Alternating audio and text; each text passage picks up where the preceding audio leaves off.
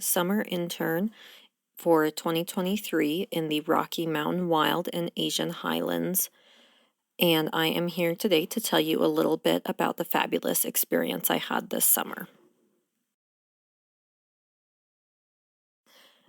I have loved animals my entire life, and it has always been a dream of mine to get to work with them.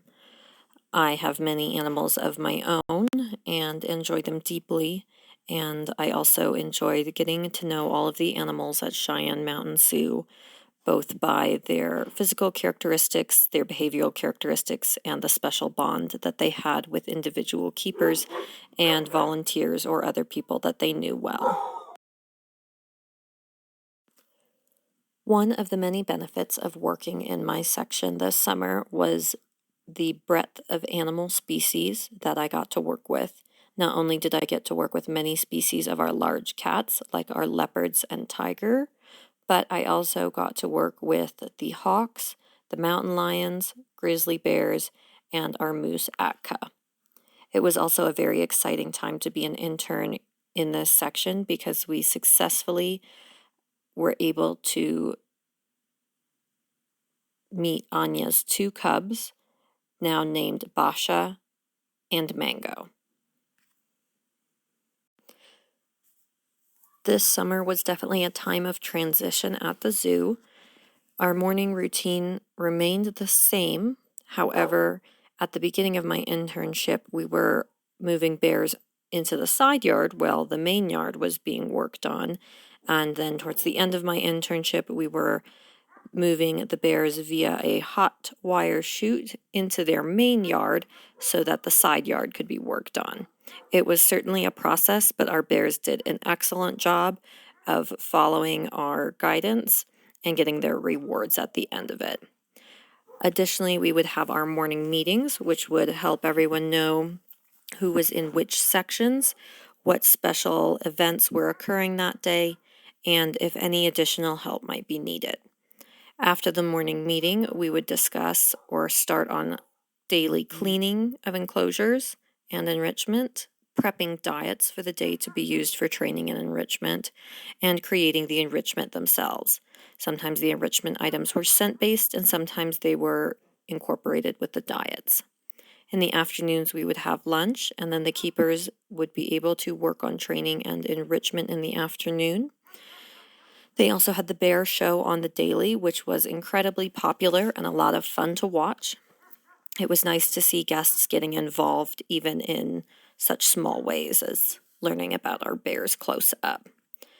After the bear show, any animals that had not been fed out were fed out, and we started our closing procedures with making sure that animals had all of the appropriate access to get in and out of dens for the night and locking the bears back up. One of the things that I enjoyed doing throughout my internship is prepping diets and medication for the day. On the left, we have a photo of Anna Deer, who is enjoying part of his diet, and on the right-hand side of the screen is a video of myself prepping one of the meals for the bear. We can see that I'm adding in their two different proteins. One is the Toronto feline and the other is the salmon. And then I'm also mixing their medication Cosequin in with that Toronto feline so that they're less likely to taste it.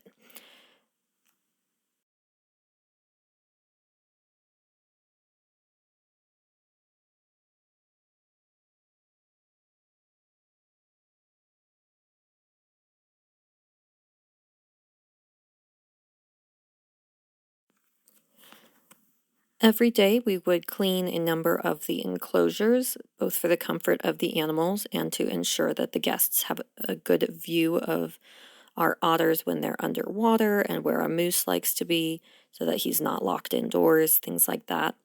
Additionally, we would create enrichment for our animals, which is very important since in the wild they would be encountering all sorts of new obstacles, and we want to keep them mentally and physically stimulated while they're in captivity.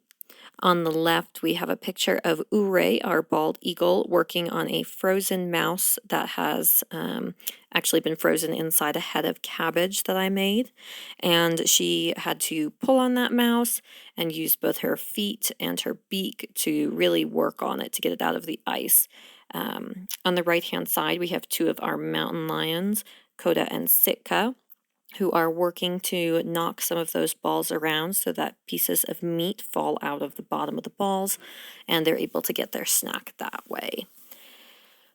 Oftentimes we do use food as part of the enrichment, either in toys or frozen in other forms.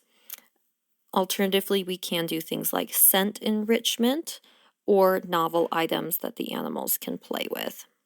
One of the favorites of the leopards happened to be shredding cardboard.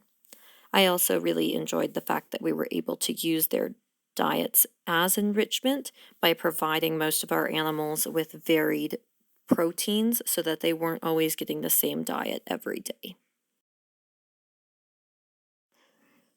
I deeply enjoyed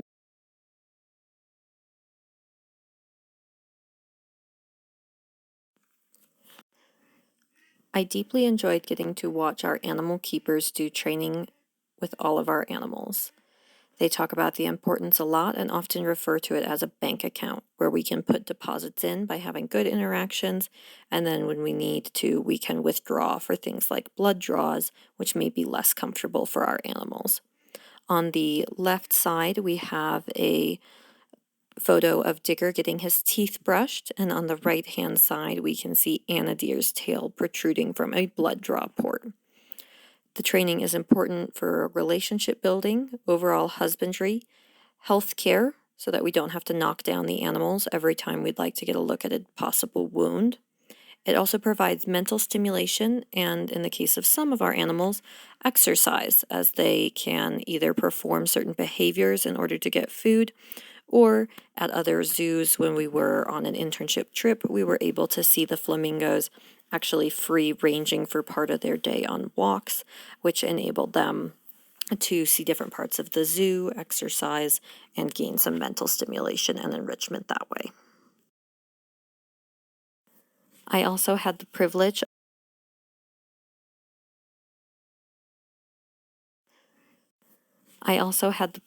of getting to bond a lot with Atka, our Alaskan moose, during my internship. One of the things that the keepers needed help with was gathering data on where Atka liked to spend his time and what resources he considered most valuable within his enclosure. Specifically, we wanted to know whether or not he considered the barn to be a valuable resource, and over the course of observing for 6 days, 3 with the barn door closed and 3 with the barn door open, we were ultimately able to discover that when given the option, he spends about 1/3 of his time inside his barn during the day, as opposed to outdoors or under his outdoor misters, which were also highly valuable to him. One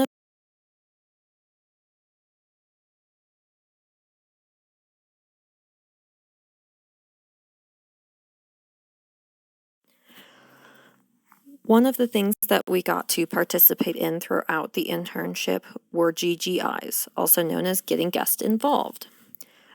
The GGIs were particularly important because it allowed our guests to have an up-close and personalized experience with the Cheyenne Mountain Zoo animals. We're hoping that through these up-close interactions, people are then inspired to change some of their behaviors for the better and consider wildlife and wild places when they think about recycling or their carbon footprint and other small changes that can always make a large impact when everyone participates together. I had so much fun with my internship at Cheyenne Mountain Zoo, but now it is time to move forward. I am hoping to remain involved with the zoo in another capacity, either through additional internships, volunteering, or possibly an assistant keeper position. I am also hoping to implement some of the things that I have learned into my own animals' herds. I'm now considering building my goats a jungle gym so that they can feel more enriched and have a place to play as well as just in their pasture.